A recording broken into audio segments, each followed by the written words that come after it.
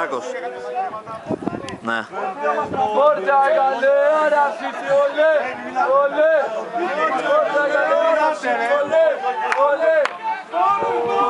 Καλά οι άλλοι δίπλα έχουν ελισσάξει οι Μικονιάτες.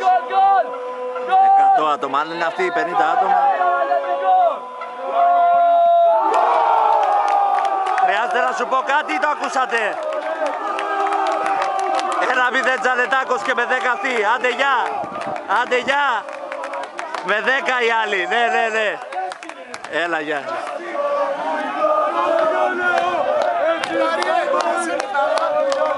2-1 ο Παναξιακός στο 80 δικάει και 1-1 ο Φωστήρας.